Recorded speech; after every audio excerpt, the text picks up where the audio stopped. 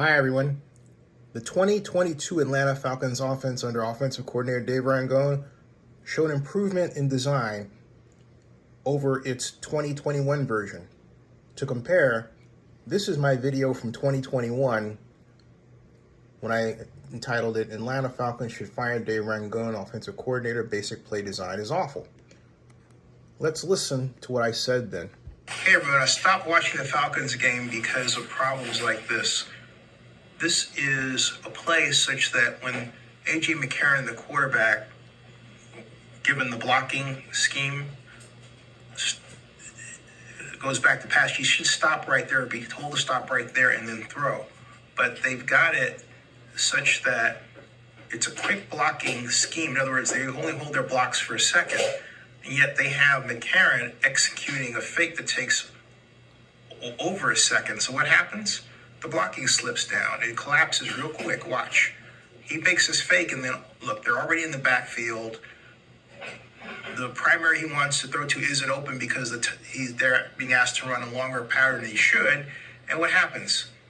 He gets rushed. He gets collared. He gets flushed out of the pocket. And he gets stopped after a run. And all that because the play was mal-timed.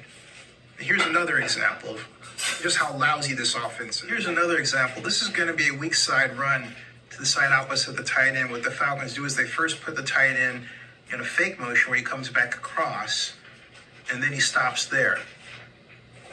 Now, note, that's the strong side.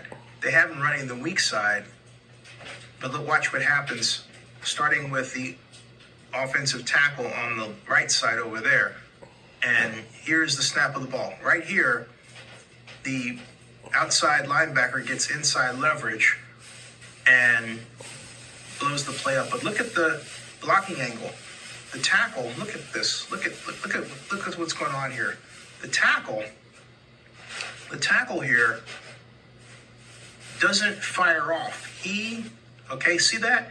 He takes an angle outside like he thinks the end is going to follow him rather than going to directly block the end, thereby getting leverage on the end to push him back. He doesn't push him back. He moves sideways. And whoever told him to do that, it wasn't the player, it was the coach.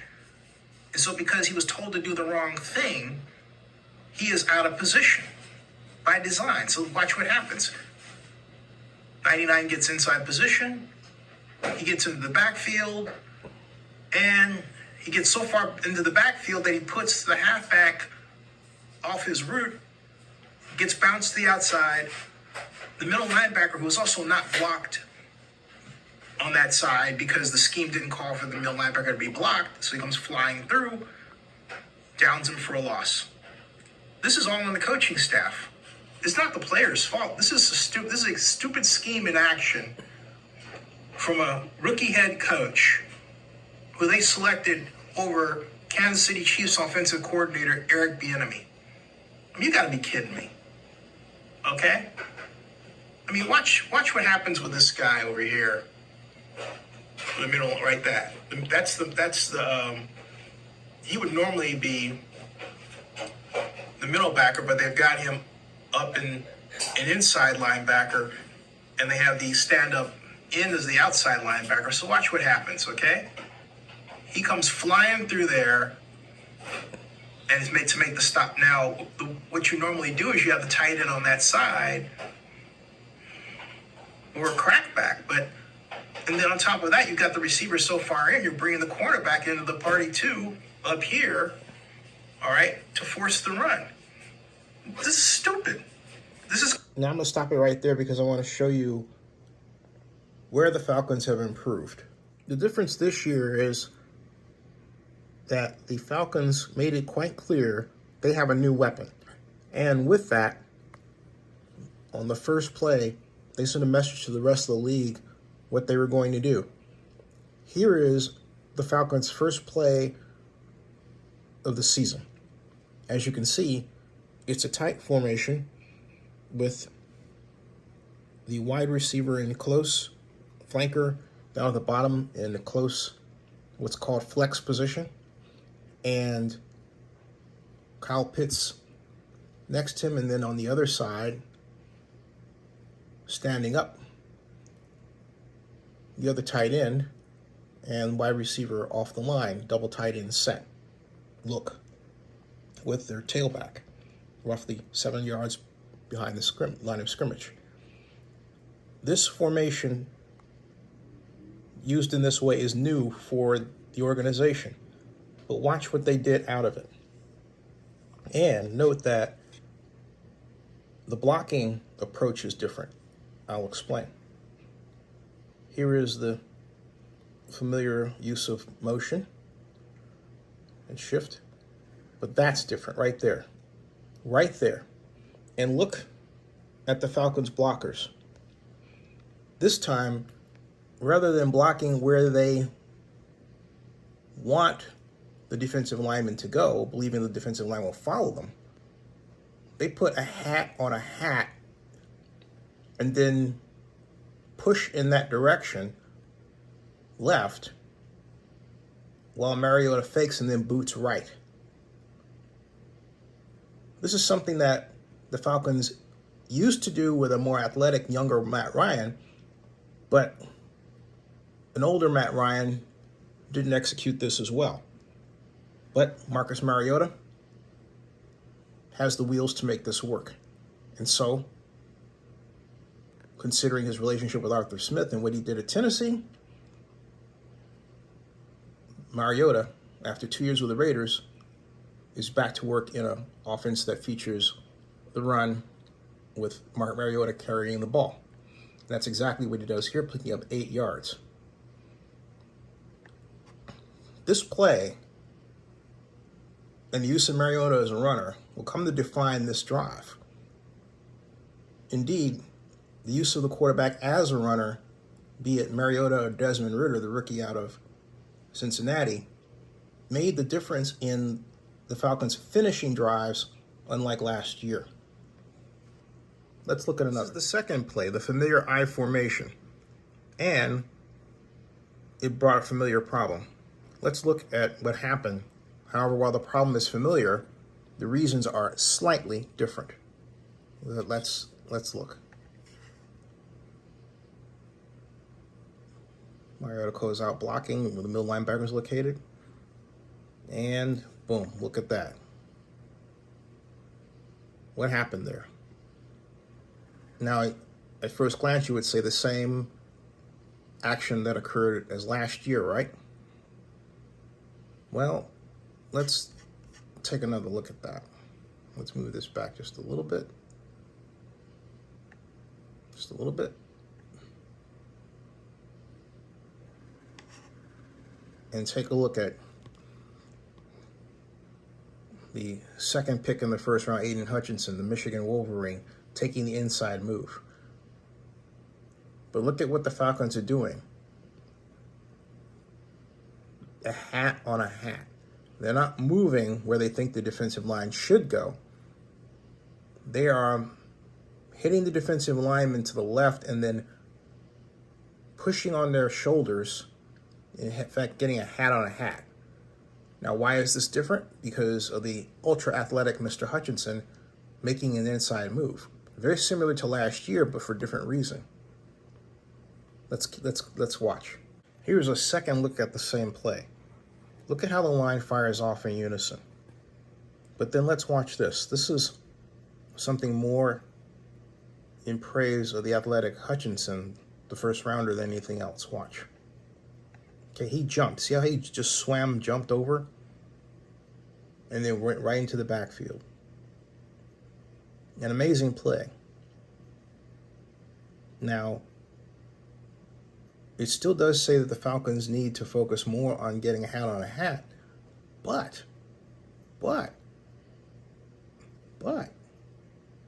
let's take a look at this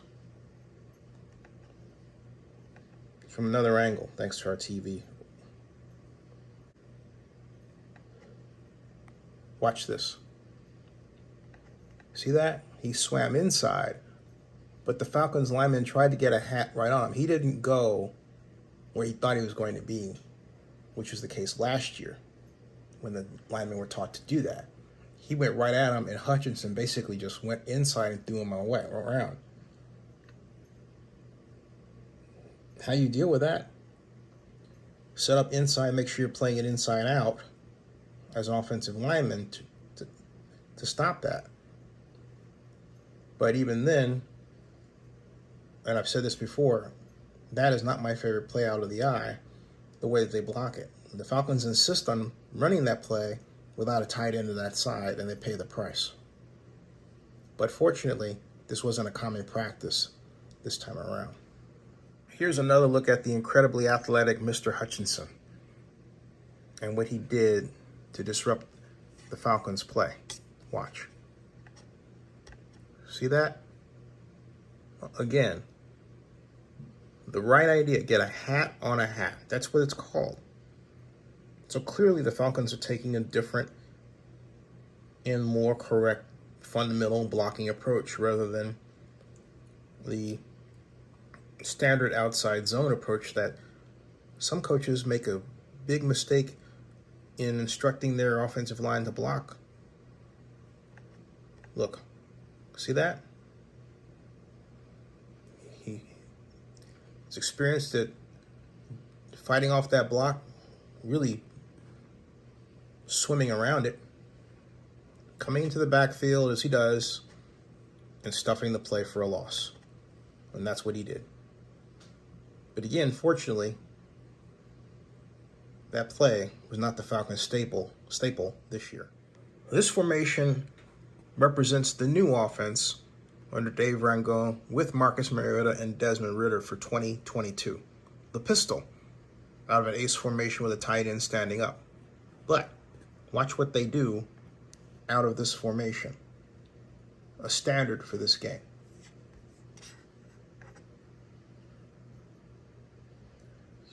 Pitts shifts, basically, Naimori shifts. Mariota calls out the linebacker. And then look, right there. Again, the Falcons getting a hat on a hat.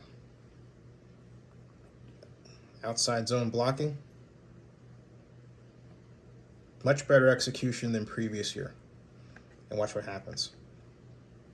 Because of this hat on a hat, the running back gets to the hole, picks up the first down, and a little bit more change. This is the Falcons' new staple. And because they run this play out of a pistol, it provides a constant pass threat. But that's not the only play that was representative of the Falcons' new offense this year. Watch. The bootleg was extremely effective on this day, and it will continue to be a staple for the Falcons' offense with Mariota. Watch how he hits Drake London on this naked boot. A nifty pass, picks up 24 yards and a first down. Unfortunately, London was injured on this play. Hopefully he comes back to finish out the preseason and go into his first regular season in style. This play is my favorite. It was a play that really introduces a different type of read option wrinkle. Once the running back swings out to the wide to create this empty backfield when the play starts, watch what this defensive end does when he crashes down. Okay, let's go. There goes the Mariota calls an audible. Well, it looks like an audible, but it really isn't. Watch. Crashes down, and then Mariota runs. This was a design run. This is a new play, a Mariota play. A play you would not see with Matt Ryan. An effective play that picked up 8 yards.